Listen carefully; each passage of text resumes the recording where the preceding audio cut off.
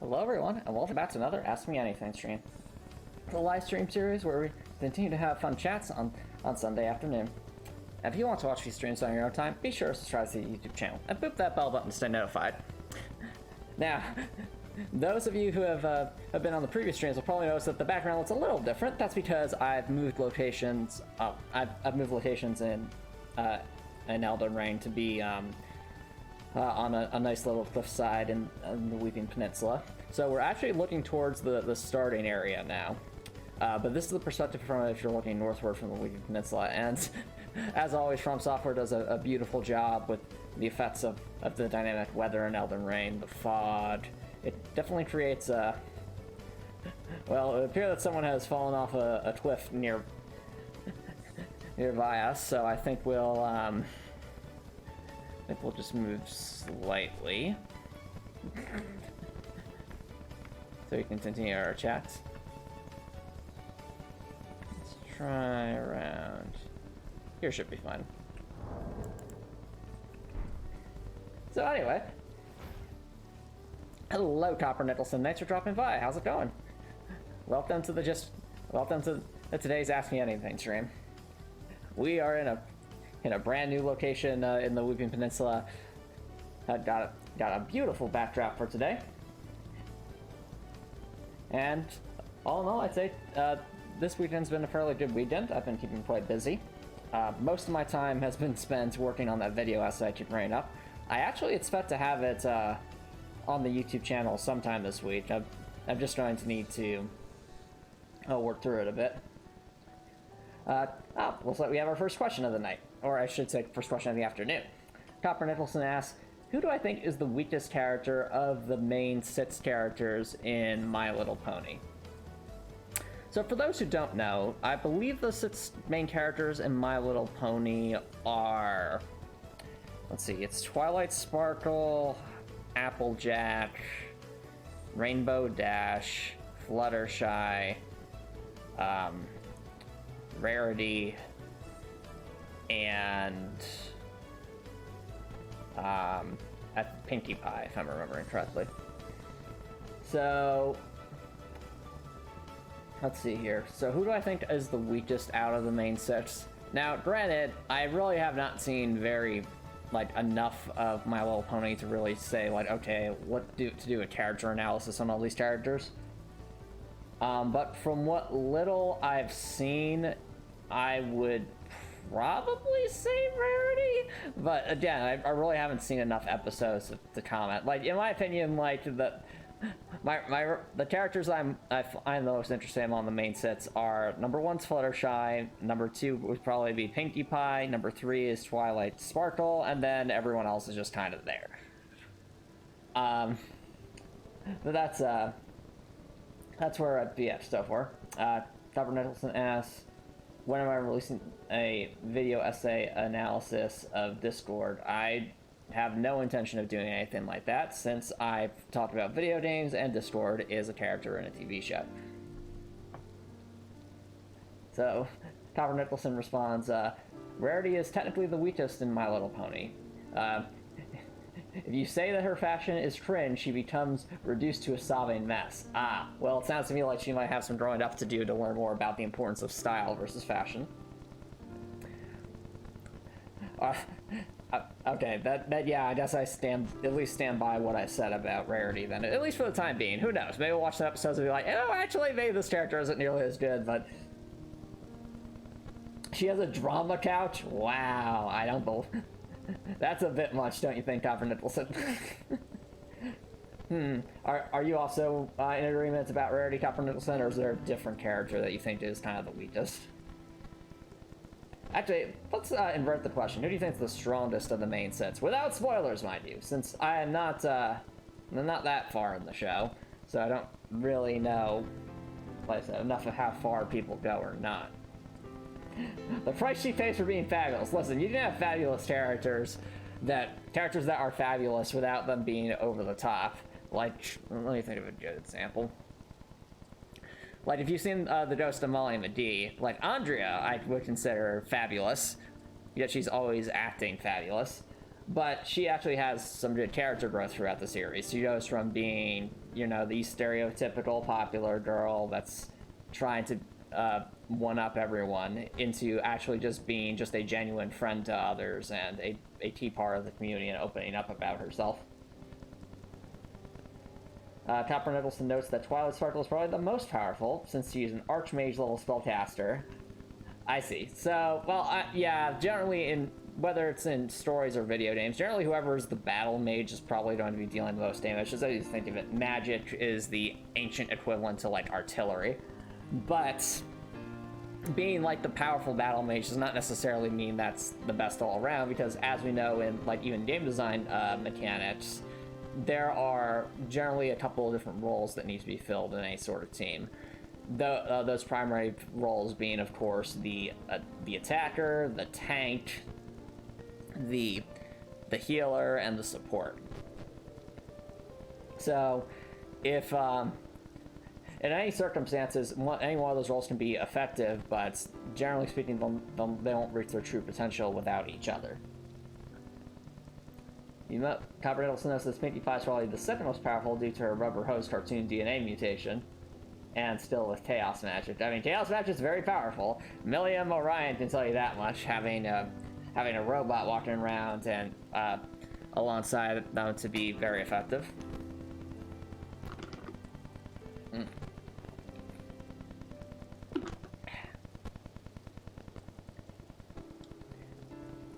Yeah, any other questions, Copper Nicholson? And looking at this rain is reminding me of how warm it is outside right about now. So, it's mind you, when this Twitch stream is happening, it's staying towards the end of May, but I believe it's in like I believe it's like been in the 80s for the past couple of days, 80 degrees Fahrenheit temperature-wise, and that, at least for this time of year, is definitely on the much warmer side. So it does make me a bit curious as to how warm it's going to get come July or August. But we'll do our best to make do with what we got. Let's see here.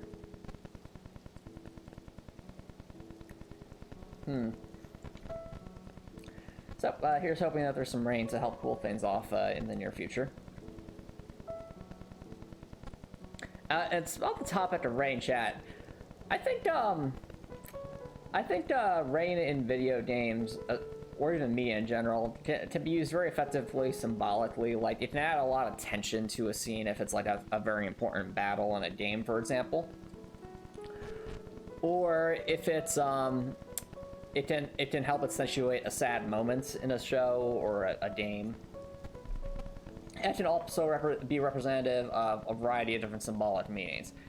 First, one should see rain as the idea of the storm representing a major challenge for our protagonist that they have to face and overcome or be swept up in.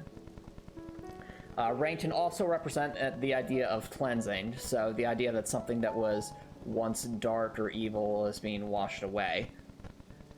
Finally, the rain can also be symbolic of a moment of change or growth, since rain is used to help plants grow. It can be represent that struggle and growing from said struggle.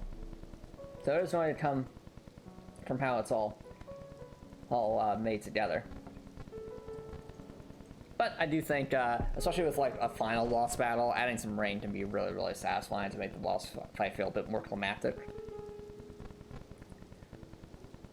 I'm also noticing that it definitely looks like with the rain effects here, chat, that they are actually individual particles to some extent. As you notice, chat, if you look on the right, they do actually seem to be interacting or intersecting with portions of the hitbox on the rock in order to create that sort of splash effect when rain hits the ground.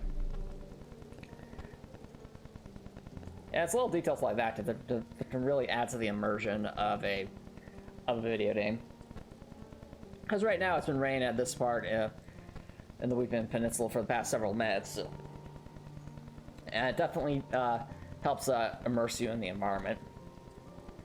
I also like that rain has like a small effect on. It does actually have an impact on combat. slightly boosting lightning damage and slightly weakening fire damage. It does make me wonder if in the Elden Ring DLC it will if like maybe holy damage becomes more viable, because in the base game like just almost everything resists holy damage very, very heavily, and that just kind of defeats the purpose of it. Let's see here. Copper Edelson says, you discussed ideas for different alternative modes you can allow to customize for a role-playing game-style adventure. You based on some of the older games, which allow you different categories of vehicles and such. I see, Copper Edelson, I see. So kind of like almost the Dungeons and Dragons style Transformers campaign. There's definitely a lot that could be done with it. It'd definitely be a very heavy sci-fi sort of campaign. You'd want stunt driving. Oh, then why would you want stunt driving, Copper Nicholson? Is it just to add some flair for some of the characters? Since I know in like the Sonic the Hedgehog games, for example, like not necessarily stunts, but just like having to cross bait gaps, or face, or having battles occur at high speeds on like the edges of bottomless pits, it can definitely add a lot of tension and adrenaline to a boss fight. Being able to turn to cars should come with driving mechanics. Ah, I see. That makes sense. So, and there should be pros and cons to being in like your driving form versus being in your not driving form. I feel like the non-driving form should be more optimal for combat, whereas the driving form should be more optimal for traversal and evasion. And I mean, even in like a game like Armored Core 6, like one of the most important decisions you can make for your for the robot you're piloting is what kind of legs it has, because the different types of legs can do different things. Like you can place the legs with the treads of a tank in order to add a lot of stability and health, but also slow you down significantly. You can make the legs more of like I think it was like a reverse jointed leg that would allow you to jump like a grasshopper does. You can make the legs actually more of a spider or like legs to give you a hover mode, which allows you to almost fly. Yeah, definitely something that's there. Almost like a stance swapping system. I'd picture that. So kind of like some of the Yakuza games. Like the Yakuza games have like different styles that functionally have like stances, or even Jedi Survivor has the different stances that you can switch between. So like blaster stance, crossguard stance, and all that. So too, I see stances should feel like it makes sense. Let's see. Also using beast modes too.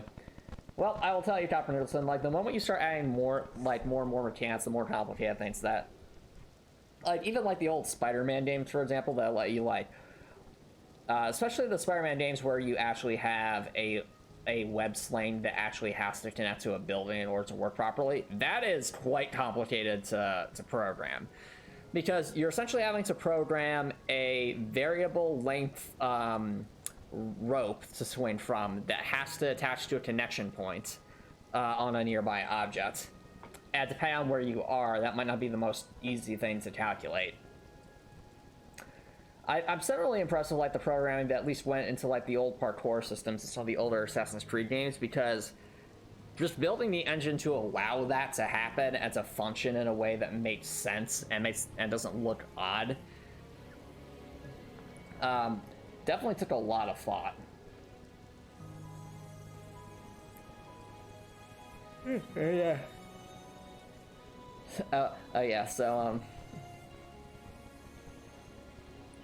I actually do wonder if this part of Elden Ring it rains more frequently than not. Because it has been raining non-stop, it seems, for the past 14 minutes. So don't it continue to rain all Strem? As if so, it definitely creates a nice contrast between the blue of the sky and the gold of the Erd Tree, which we see in the top right corner there. Let's see here. I see Copper Nicholson, I see. So, what was I going to say? Well, first, hydrate, because it is indeed a very dry day today.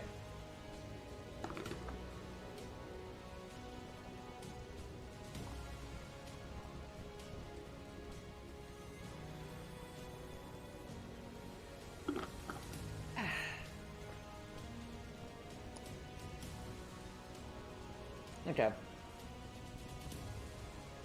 So,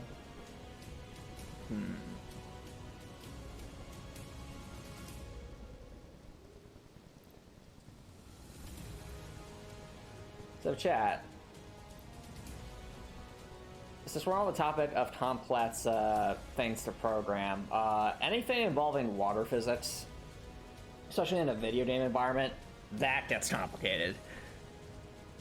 So while there are different ways to kind of program the ideas behind water physics depending on the type of game, there's a number of challenges that make it that add limitations to how water is programmed or how it can be used. For example, one of the main challenges with programming water is the sole reason that liquids do not move in a way that is easy to animate while also fitting with the physics of your game. That's because, the liquid has buoyancy depending on what the character is. If the character floats in the water, if they sink in the water, and as a result, areas that have water generally need to be programmed in such a way that the water is kept at roughly the same elevation throughout in order to not cause confusing physics with sloped surfaces of water. So we see that waterfall on the background. Chat, in video games, you're much less likely to find a water level that's kind of on a slope because it's a programming nightmare to make that work properly. You'll generally find it be more the case that water tends to be at a flat elevation at various levels, and then there are waterfalls of some kind.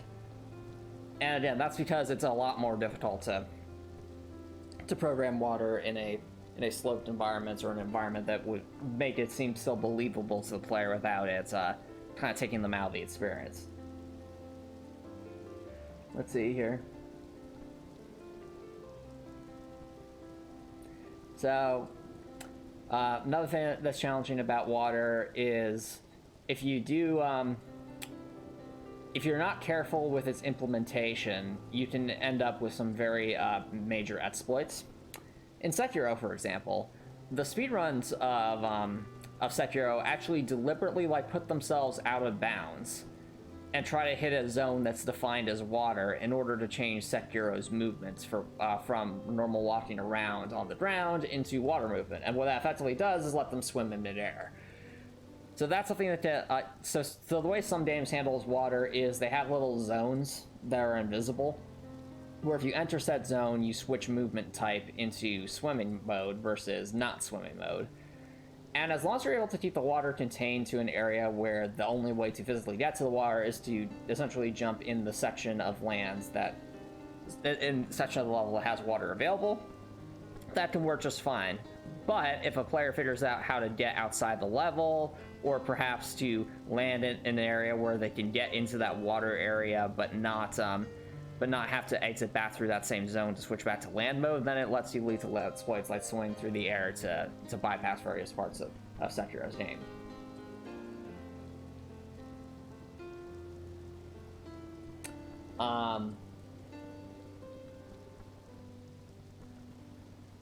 Yeah. Beyond that, I think I didn't actually use water quite well. It was actually a Super Mario Sunshine, and that's because of the FLUDD system. So the FLUDD was like that little backpack that Mario carries around on his back, and it has a hose on it so that you could use the water to either push objects around to clean objects, or even use it as a jetpack or a jump booster. That I always felt was really interesting because it allowed you as the player to make use. It turned all those various water pools you saw throughout the level into actually almost recharge points for your system. So I always thought that was a really cool system, and I thought it's a shame that Nintendo hasn't done Super Mario Sunshine 2 or just another Mario game where they brought the FLUDD back, because I thought the mechanics behind that game, at least with how the FLUDD was used, were really, really solid. Never beat the game? How far did you get in Super Mario Sunshine? Kind of out of curiosity, if you didn't beat the game. Because I've only played bits and pieces of it, because I've never owned a console that you could play it on. But I remember it being, a platformer that was fun enough. Though analyzing some of the levels are a bit wonky in their design.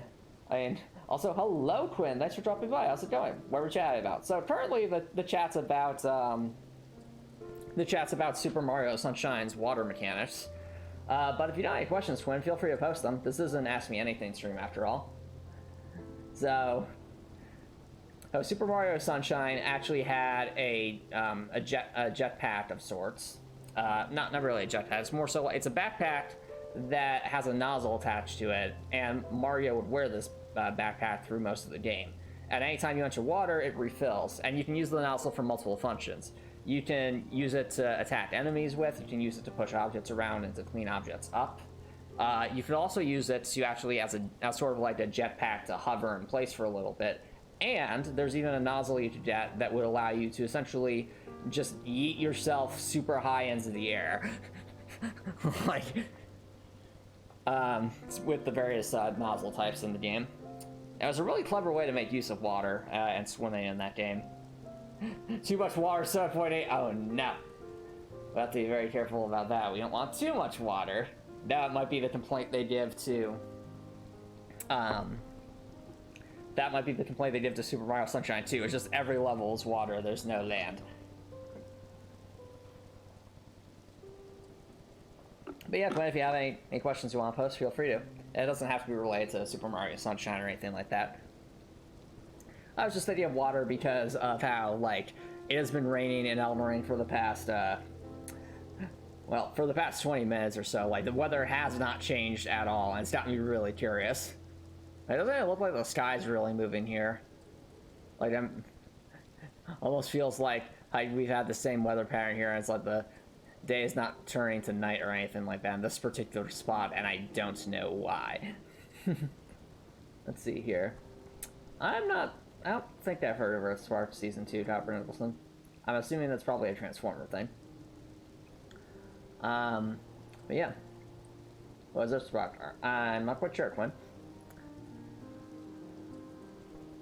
Yeah. Long story short, water mechanics in games are tricky. Actually, since we're on the topic of Copper Nicholson says, did I enjoy watching Smiling Friends? Why or why not? I did not enjoy. Like, it's clearly the show is very creatively made, but it's a bit too abstract for me, and the dark comedy style of it just does not jive very well with me. So, I didn't really find it that entertaining. Now, that being said, I can understand why people would find it entertaining, just not for me. So, now back to on the topic of water. Something I do have to think about with Heartwell, this is more long-term chat, is some of the different, like, gameplay mechanics to differentiate the different areas. And water is something that I've been at least kind of in the back of my head. Is like, could I implement some kind of swimming system in Heartwell, or even like just a system where like there's some pools of water that might slow Dorothy down a bit, kind of like the water in the Souls games. Because that could definitely add a bit of movement diversity to some of the areas, perhaps. I'm going to try and follow, like, you know, good game design principles of introducing gameplay mechanics in particular areas and then reinforcing those mechanics as they go on. And with the way Heartwell's programmed, with being able to sprint around and jump around, there's definitely a lot of opportunities potentially to make up some, you know, to really mix in some platforming stuff and some exploration stuff with the actual combat side of things.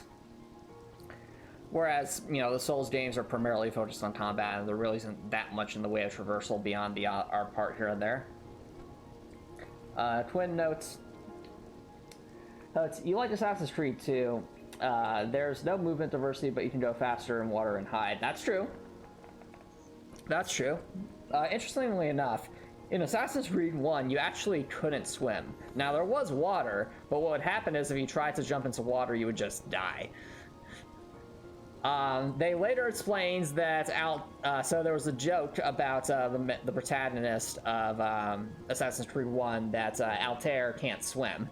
But they later reveal that no, Altair can swim. It's just that your character dying in water in Assassin's Creed 1 was due to a glitch in the Animus. But back to Assassin's Creed 2. Yep, I think they use water fairly well in the older. Well, I mean, in the older Assassin's Creed games. In the newer Assassin's Creed games, they actually let you dive underwater to. Well, actually, do they let you dive underwater? I'm trying to remember. I think they do. Like, I think I remember in Assassin's Creed Odyssey, for example, being able to dive underwater at least for a little bit. If I at least. I hope I'm not misremembering that, because I swear there were like underwater treasure chests and stuff in Assassin's Creed Odyssey.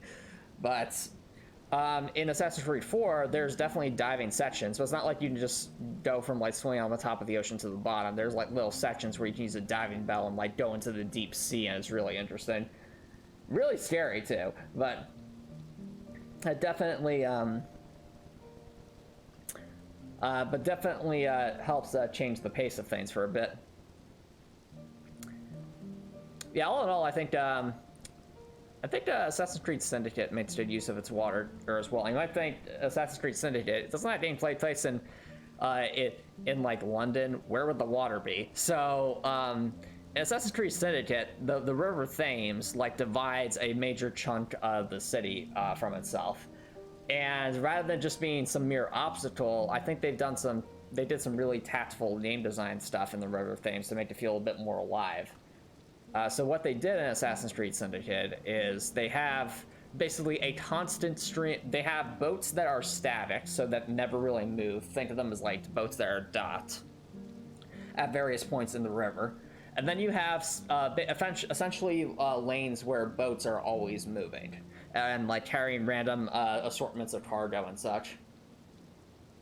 And the way it works is whenever there is a boat not in that in the section where boats can move, there are these like wooden crates and other like objects that would conceivably have fallen off of boats that float in the water to act as a temporary platforming path for the player to get between the boats and docks that don't move.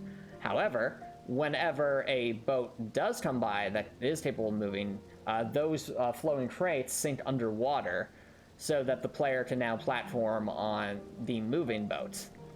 And then once the boat passes by, the crates that were underwater resurface. And I think that's a really good way to handle a system, because it allows you for both static and dynamic platforms to be in the same location within short bits of time. Copper Nicholson asks, what is the weirdest franchise I can think of that would make a good From Software game? So the question is more so like, what would make a good Souls game, and what would be kind of an odd franchise for it? All right, let's think. So thinking of like the different franchises, you know what? I think you could actually make a good like South Park From Software game, and the reason I say that is because South Park: The Stick to Truth is actually a pretty decent RPG. Like it literally makes you feel like you are playing an episode of the show. And because of that, like, because they've already kind of dabbled in like the RPG space, granted that's more of a turn-based RPG, but I could just imagine how like you could adapt the system like that into more of a Souls-like system, where like it's exploring, obtaining keys and stuff. There should be an Assassin's Creed TARDIS. Oh no, Assassin's Creed like Super Future. Well, that would definitely be a bit out there. But I do think like maybe not a modern day Assassin's Creed, but maybe like an Assassin's Creed in like the 1900s could actually work quite well. Like imagine like an Assassin's Creed set in World War II, or maybe the Cold War or World War I. I've heard some concerns in the Assassin's Creed community that would be completely imbalanced because of the inclusion of firearms. But the thing is like Assassin's Creed has had firearms for the longest time. Like even Assassin's Creed 2 technically had firearms. And it didn't like create any sort of imbalance. It was just like another tool to be used. And conversely, like in the games that do have like firearms like that, they also tend to have more enemies or enemies that also have firearms, so it kind of balances itself out. It doesn't change the usefulness of the the melee weapons in Assassin's Creed either. But if you want it real technical, Copper Nicholson, you could make the argument that all Assassin's Creed games happen in the future, since when you're not in the Animus, you are playing as someone who is in the future. But that's probably getting into the extreme technicalities there.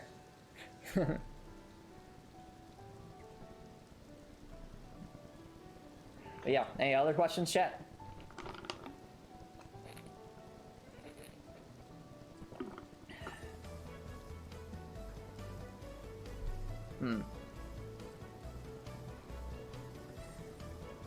Yeah, so what was I saying? It's alright, we were still on the topic of water in video games. Water has generally a bad reputation in video games, I think, because oftentimes it's used in video games where water kind of acts as sort of a way to slow things down. Now, that could be done well, as it was the case with, like I said, Super Mario Sunshine, where water plays an integral part to the experience in a meaningful way. But it can also go too far in the opposite direction. Like, I think of,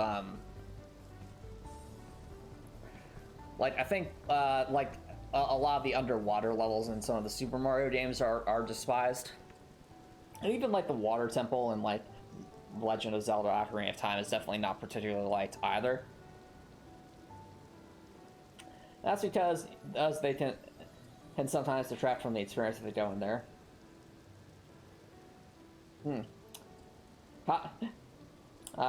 Let's see. Any other questions, chat?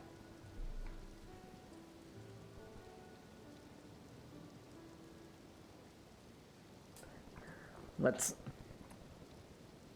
see here. So, Copper Nicholson's asked, are there any Assassin's Creed games that don't have tail end missions? I mean, I think they did away with tailing missions around, like... Well, I can tell you, like, I don't remember seeing... Like, from what I've played in Assassin's Creed Syndicate, for example, I don't remember seeing any tailing missions. I think there might have been tailing missions in Assassin's Creed Unity, but I could be misremembering that. So basically, somewhere between Assassin's Creed Unity and Assassin's Creed Syndicate, they did away with tailing missions. Because I can say with fair certainty that I don't think there were any tailing missions in Assassin's Creed Origins or Assassin's Creed Odyssey, or basically what would be known as the RPG Assassin's Creed games. So if you're looking for games that just do not have, Assassin's Creed games that do not have tailing missions, those are the ones that come to mind. But that being said, the older Assassin's Creed games, despite the tailing missions, tend to really involve a lot more direct gamification of their environments compared to the newer Assassin's Creed games. Because the newer Assassin's Creed games, while they do still have parkour, the problem is, they've become such massive open world games that they kind of defeat the purpose of parkour a lot of the time. And it also makes a lot of areas feel very samey and not distinct. As though, like, these different areas have not been tailor-made to feel like you can really, like, they're sandboxes for you to, be the assassin in. Whereas it basically turns what was once the really cool principle of infiltrating a stronghold to defeat, like, some kind of captain or leader into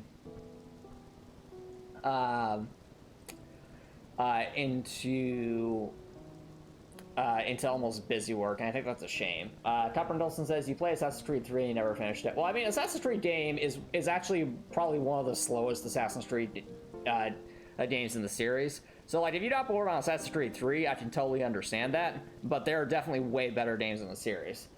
Like, you play Assassin's Creed 4 when you get to, pilot a pirate ship, or if you play Assassin's Creed 2 or Brotherhood, you get to really make a lot better use of parkour. Like, let's see here. Assassin's Creed 4 is called Assassin's Creed Black Flag, Quinn.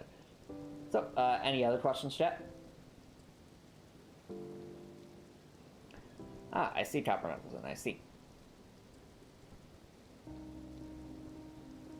Yeah. Assassin's Creed does hold a special place in my heart because Assassin's Creed Brotherhood, I remember very fondly.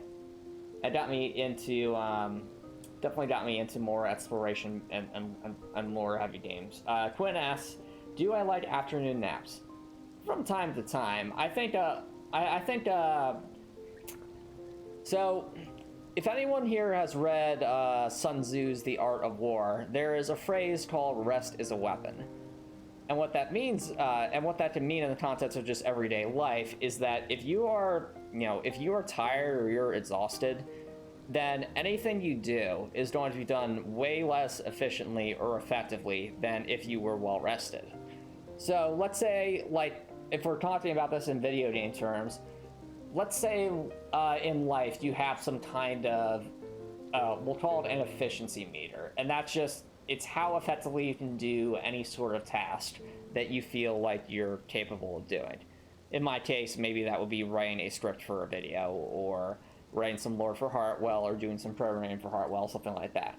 So, at let's just say after you wake up from a nice long rest and you're well fed, that efficiency meter is actually above 100%. Maybe it's even 120%. So you're feeling really good. Things are going very well. You can think clearly. But when you start getting tired, you start dipping to 80% efficiency, 60% efficiency. If you're really exhausted, even like maybe 30% efficiency. And all of a sudden, it's like, and you're thinking like, I just need to finish this one more page of a paper, but you're at 30% efficiency. You might spend another 3 hours typing a paper that you could have finished in half an hour if you had just taken in a nap. So in that sense, like, whenever I feel a sense where I feel like I'm falling below what I'll call 100% efficiency, that's when an afternoon nap can really, really help. So, any other questions, chat? And also, does that answer your question, Quinn?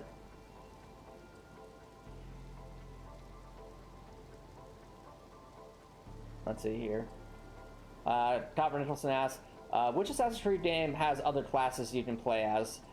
So the thing is, Assassin's Creed game doesn't really have classes. You're probably thinking of the multiplayer side of Assassin's Creed, which hasn't really been a thing for many years now.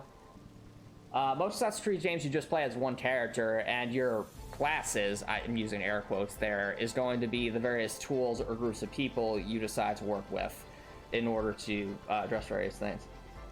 Quinn says, you notice that whenever you're stressed, you also take long naps. True, true. But I will say this, if you're trying to alleviate stress, the very first thing to try actually isn't to sleep. I think it's a good exercise. Like, I've had moments where I feel like, man, I've just had a stressful day, I want to take a nap. But I decide to go for, like, a run at the gym instead, and I just feel way better about it, because not only am I... because while sleep helps rest your body, it's not really going to burn cortisol being the stress-inducing hormone. Whereas exercise will burn that cortisol. And that's why if you are feeling like, if you're feeling like you had a long day and you're feeling stressed out, I'd say try working out first and see how you're feeling. After that, if you're still tired, then yeah, take a nap.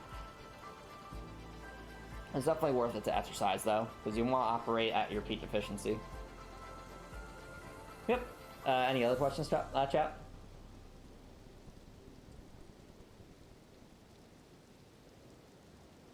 Yep, any other questions, chat? Ooh, look at that. Well, I mean, it's still raining here, but it definitely seems like the sky's clearing up. Makes me feel like maybe this particular spot is like a very rain-heavy spot. Almost makes me think if there were, like, if I was playing, like, multiplayer invasions, kind of makes me wonder if, like, that should be something to keep in mind, is, like, knowing your environment, be like, ooh, this area always rains, maybe I should lure people there and use a lightning-style little weapon of some kind. Top Randallson says, have I ever tasted rainwater? I'm sure I ever have. Probably when I was younger, just, walking in the rain. Tastes like water. Though, definitely not recommended, because sometimes rain can be a bit more acidic or have stuff in it. If you ever heard the term acid rain, for example, that's, legitimately dangerous to buildings and stuff. Quinn asks, have I ever eaten hail? I have not. I'm guessing it's probably be a similar story to like with falling snowflakes or rainwater. Probably don't want to consume that if you can help it. Just as you can't, just because with like air pollution and stuff, you can't tell necessarily what's in it. Now, if you're in a survival situation in the wilderness and you need water, of course, collecting rainwater is definitely, a good strategy. I'm talking more so from like, you live in like if you don't live in the wilderness, just want to be safe. Quinn says, really fun. You used to collect rainwater as kids. I see. That's cool. Copper Nicholson asks, what was my experience with Transformers? Well, my experience with Transformers is occasionally watching the show when I was as much younger, having a couple of Transformers toys when I was younger, and and more recently, Copper Nicholson and some friends have been showing me some episodes of various Transformers shows, but that's about it. That is the extent of my experience with Transformers. Any other questions, chat?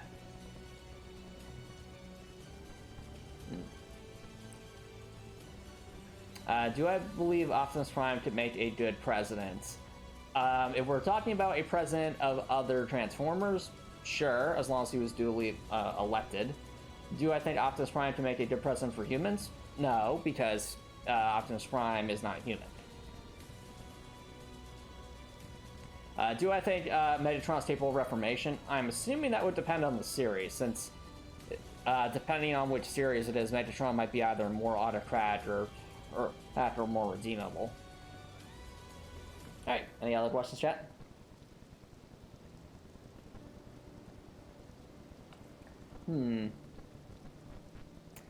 Definitely feel like some of the rays, the golden rays we see in the background are probably there deliberately to create that effect, rather than just being randomly generated. Actually, are those the areas where the meteorite sites are? Because I think they might be. Just looking in the background, we see little bits of rock there floating in the air. Those could very well be sites where some of the meteors hit. Questions for later.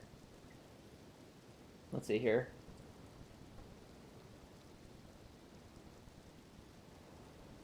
Okay.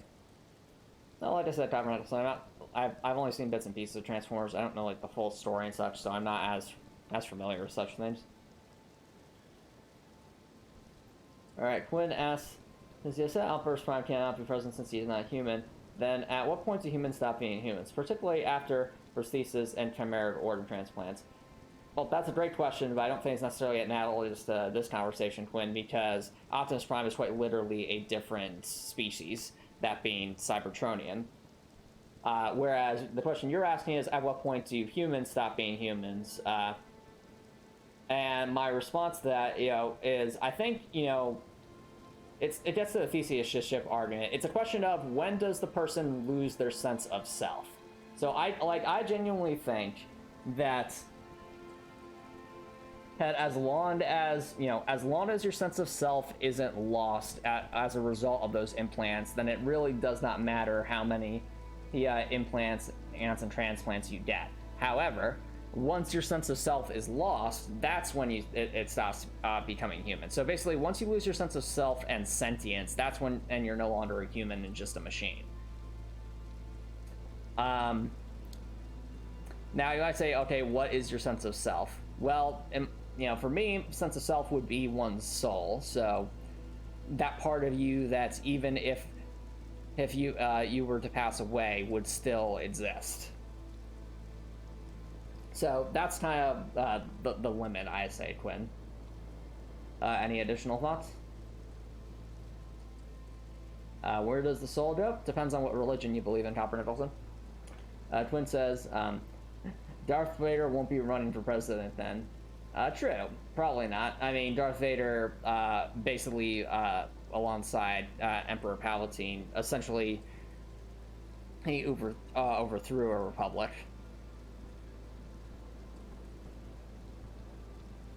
That's cynical. Oh, any other questions, chat?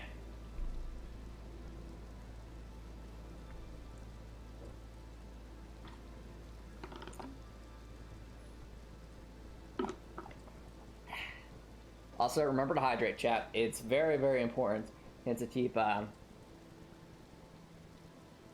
is very, very important to stay hydrated, especially in things like that. Quinn says, "Do I think America was a small-time dictator?" I mean, Queen America was a queen, so by definition, she was a monarch. So I think that answers that question, Quinn. Now, whether America was benevolent, whether America was a benevolent ruler or not, that's a different question, and it depends on the lore. My understanding of America's lore is that she brought about the Golden Age, but also some bad things happened, and then the Shattering happened, and I mean, we can see Elden Ring, we see kind of how everything's in shambles.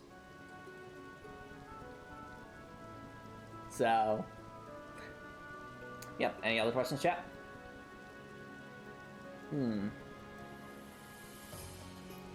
Well, you still see the birds flying off.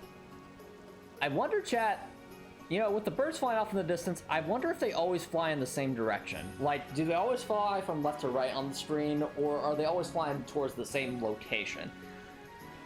Because if they're always flying towards the same location, then that might imply something lore-wise. Since,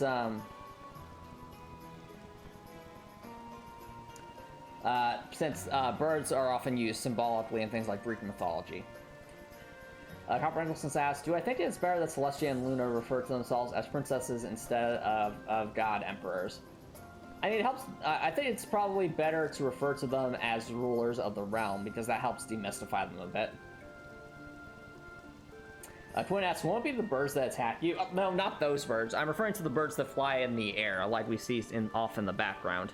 Like, are the birds' flights random? Are they just JPEG images that are always flying in the same general pattern no matter which direction you look?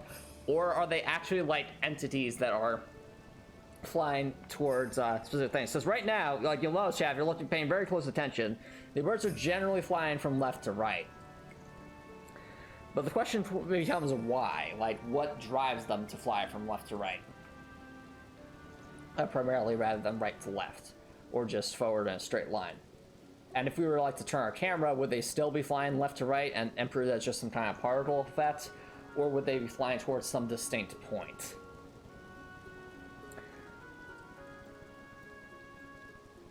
That is definitely more of a details question. I guess it depends on the mythology of MLP, in that case, Copper Nicholson. You have everything roosting in the city, everywhere else is the sea. That's fair. I mean, actually, you know what? That's a fair point. I wonder if From Software had, had enough attention to detail to make it so that the birds are flying towards the areas where generally birds tend to congregate. So, for example, like, I was walking by this cliff earlier, just to get to this point, and there were some eagles just sitting there on the cliffs. So I wonder, like, if you were to actually, like, I mean, that could make for, like, an interesting video for, like, some kind of lore YouTuber if they were actually analyzing, like, the migration patterns of the birds in Elden Ring to see if there was actually a rhyme and reason to them, or if it's just, you know, nonsensical effects. Because if they did put in that level of detail, that'd be really cool. But I also wouldn't be surprised if it didn't go quite that far, because that would require a lot of thought for something that's just, you know, essentially for the sake of immersion.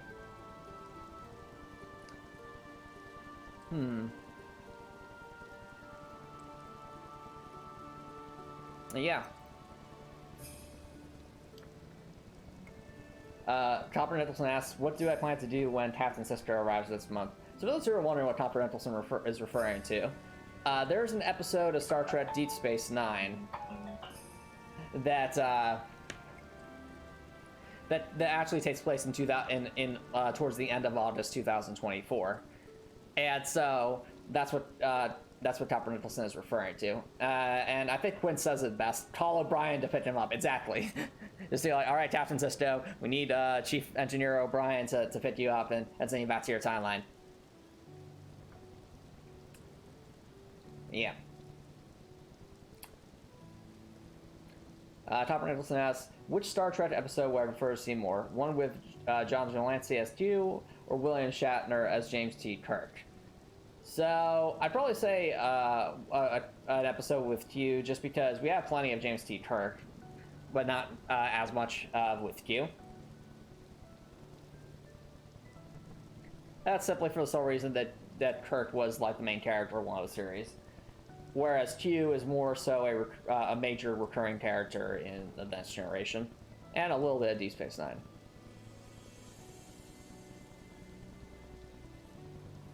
Let's see here. All right, any other questions, chat?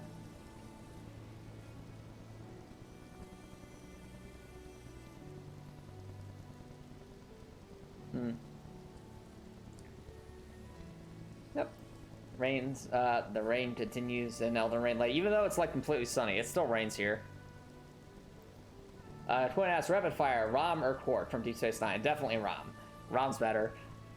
Rom all the way. Rom is best Ferengi.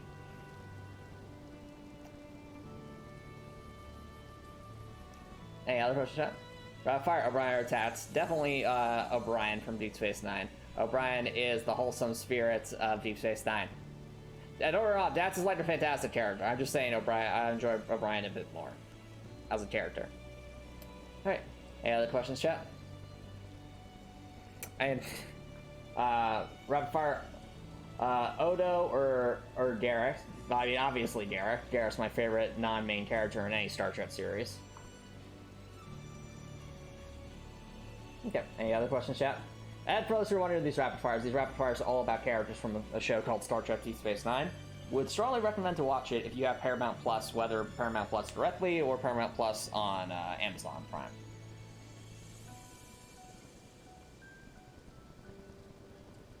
Alright, any other questions, chat?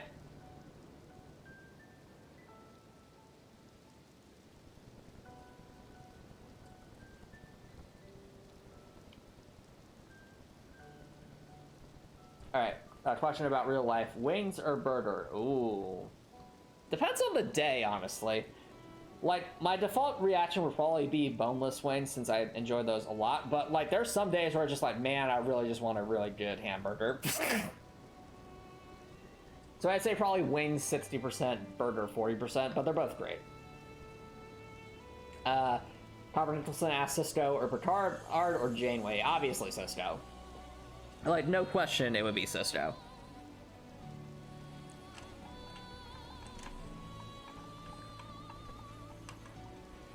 Robert Nicholson asks Earth Pony, Pegasus, or Unicorn. Earth Pony, obviously. He like, we don't need no magic to make the difference. Catherine Janeway Twin is the captain of Star Trek Voyager. Yep, so basically asking the question of Sisko versus Picard versus Janeway is basically asking Deep Space Nine versus The Next Generation versus Voyager, and I'll answer every time Deep Space Nine. Like, alright, any other questions in chat? Ooh, FOD. FOD. FOD, so much FOD. Ah, I see. Topper Nicholson asks, spin-off series about Garrett or O'Brien. Ooh, that's a tough one. I would...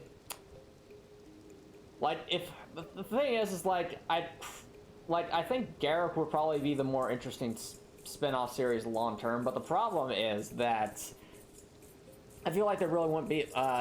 it would take a lot to really do that justice, and at that point, would it really feel like a Star Trek show?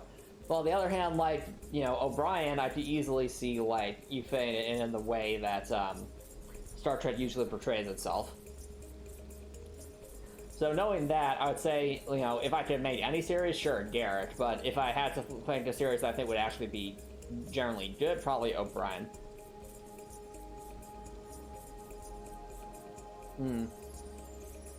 Yep.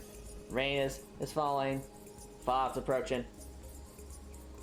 And all in all, well, it feels like, you know, life is good and life goes on.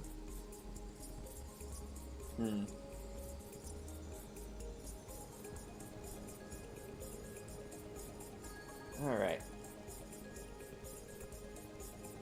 Copper Nelson asks, why are there never any fire jets in Star Trek? I actually think there were, if we're going to talk about, like, some of the older episodes.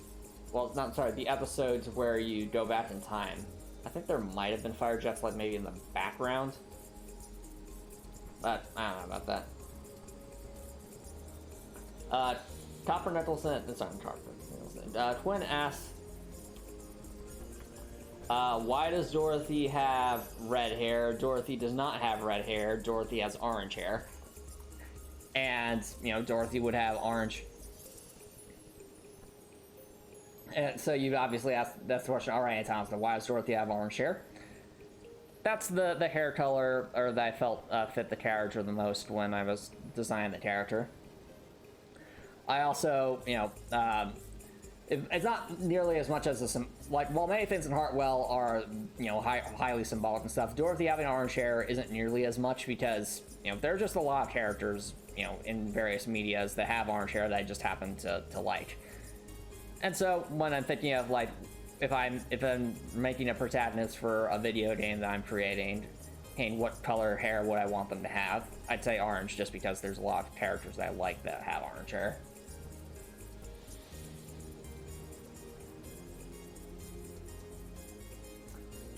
All right. Copper Nelson asks, who would Dorothy's favorite pony in My Little Pony be? Fluttershy. Alright, does that answer your question, Quinn? Alright, anyway, does that answer your question, Quinn and Copper Nicholson? Excellent. That's it. Any other questions, chat? Do I have a drama couch-like rarity? Nope, I simply have a couch and I use it fairly effectively. Copper Nicholson asks, what's my favorite John Cena movie? Well, obviously, the Scooby-Doo Hetz Girls movie. Like, that would easily be my favorite John Cena movie. Or maybe it was like... I think that was... I think that's the movie that had John Cena in it. There's a Scooby-Doo movie with John Cena in it. It involves, like, wrestling and stuff. Favorite Scooby-Doo movie? Zombie Island. Goes without saying. Though, I will admit a close second is The Witch's Ghost. Like, that's also quite a fun one. Yep, I know you're like, wait, what? That's John Cena? Yes, there is a Scooby-Doo movie with John Cena. It's pretty good. Yep, but yeah, Zombie Island's the best Scooby-Doo movie. It's not even close. Like, for anyone who has not seen Scooby-Doo, my recommendation is watch Mystery Inc. and then watch the animated TV movie specials. Those being the there's one about like aliens. There's one about like like a human virus. There's obviously The Witch's Ghost, and then I'd say have the last one you watch be like Zombie Island, because Zombie Island, in my opinion, is the best one. You grew up on the Scooby-Doo animated series? I'm glad, Gwen. I'm glad. The Scooby-Doo animated series is a lot of fun, but like I feel like Mystery Inc. is honestly just better. Like, I think it's the best portrayal of each of the main characters in Mystery Incorporated. It also actually creates, like, a town called Crystal Cove with, you know, other recurring characters, and actually makes Scooby-Doo feel less like a series of piece of random hijinks and episodes. That's where the characters run into random monsters, and more so like the cohesive plot and an actual lived-in place. So I think that, and then, you know, having the finale, you know, after you finish watching Mystery Inc., watching Zombie Island as sort of like an epilogue. I feel like that's kind of like that's my headcanon for Scooby-Doo. Let's see here. Zoinks! Shaddy was the villain in Star Wars. I mean, won't be surprised. Shaddy is like super powerful. Any other questions, chat? Yeah, also, if you haven't seen Zombie Island, would strongly recommend. Like the twist that is in Zombie Island is actually handled very well, and they handle the mystery elements quite well down there, even for like a Scooby-Doo movie. And they still they actually go with a bit more mature themes in that movie as well. All right, any other questions, chat? Do I think that would work as that? No.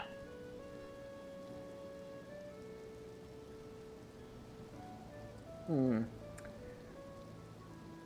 to remember, what is that area off in the far left? Is that like the far left there, Chan? I think that's probably part of Liurnia. Yeah, that would be part of Liurnia.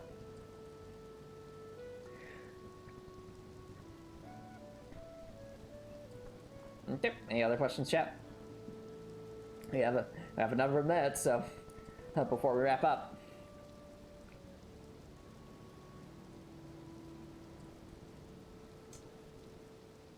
Oh, Copper Nicholson, they exist. They're just not very good.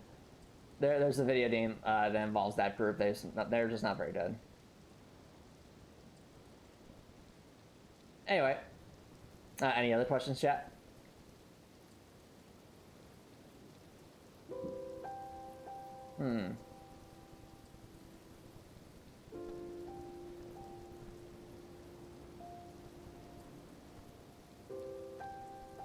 It's nice the music now is actually fitting quite well with this. And Copper asked what made me interested in Star Trek. So, growing up, my parents introduced us to Star Trek, and we'd often watch an episode of Star Trek at each night. And they were, in addition to just being a lot of fun and having fond memories from that, they're also just really good morality plays and teach a lot of good lessons in a mature and thoughtful way. And also introducing to lots of sci-fi elements, making you expand your viewpoints and different philosophies. So now they introduced me to the original 5 Star Trek series. So we watched TNG, we watched Deep Space Nine, we watched the original series, we watched Enterprise, and we watched Voyager. So those are the 5 Star Trek series that I've seen in full. Alright, any other questions, chat, before we wrap up?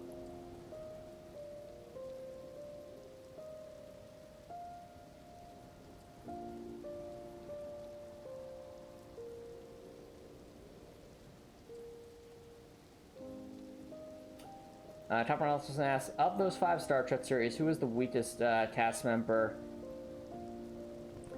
on all the shows? Who's the weakest cast member? I'm trying to think.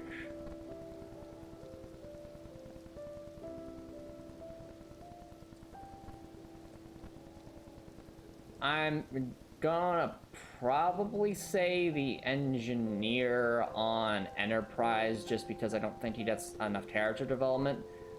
But Enterprise has very much its ups and downs. Quinn says that they disliked Kirk and Riker. Would I defend them? Okay, I'll do my best to defend them. So Kirk obviously does a lot of bad things. He very much flies by the seat of his pants and, is disrespectful towards things. But on the other hand, Kirk, when pushed into a corner, will still try to adhere to his, to what moral code he does have. And oftentimes, the reason Kirk cheats is to try and maintain that moral code, prime directive, etc.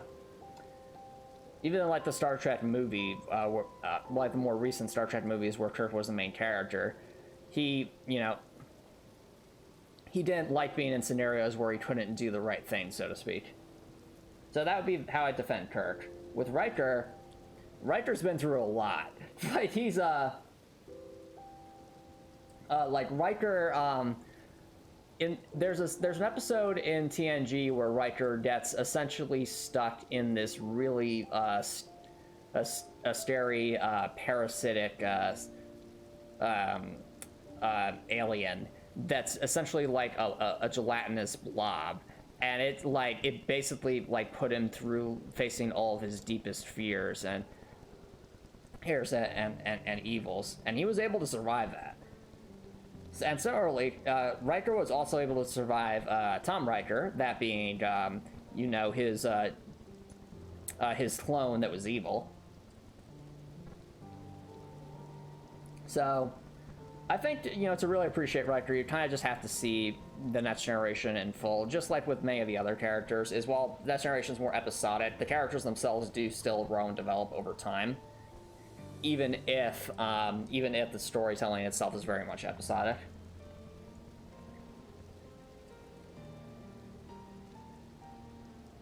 Alright, and I think that'll be a good spot to wrap things up. So if you're watching on Twitch, feel free to stick around for a raid, but if you're watching YouTube and what you saw, please consider subscribing on YouTube. Subscribe on YouTube, don't always change my layer. It's a great way to show support. If you're watching YouTube, have an amazing night.